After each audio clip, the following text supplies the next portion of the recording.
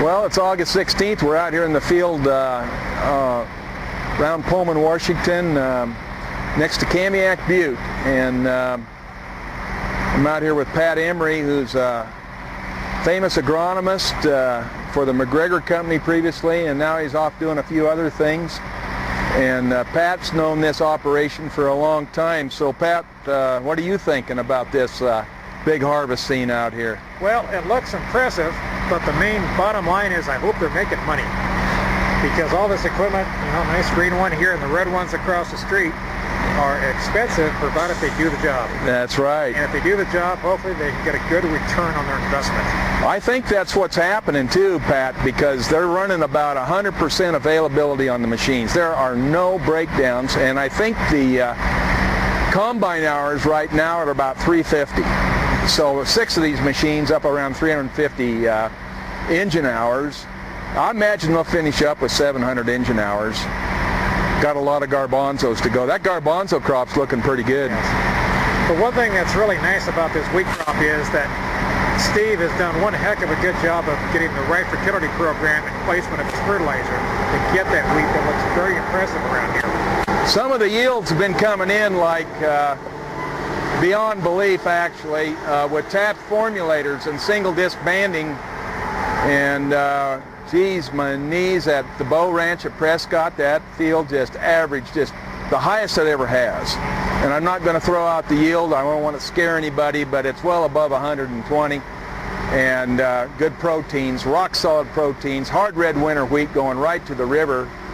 And some of the other farms have been the 113 range at the fairgrounds, and that's been quite interesting. That's deep country in there. Yeah, because I fertilized this country for many years when 90 bushel wheat crop was A-list stuff.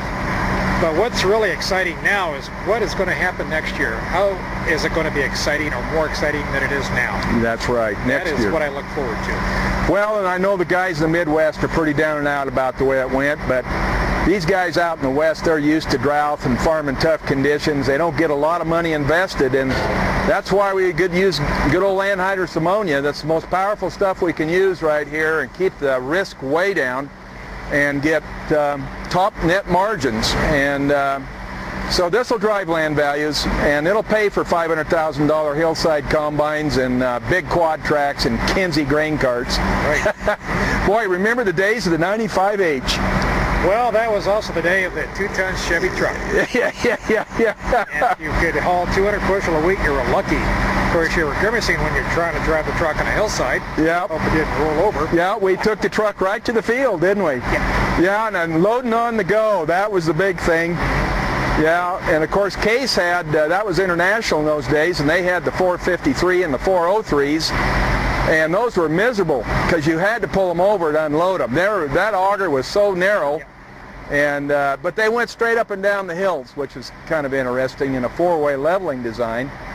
But these machines are leveling, not like full hillside machines, but they're getting right over. They're really leveling tractors because they've got big tractor grips instead of the diamond grips.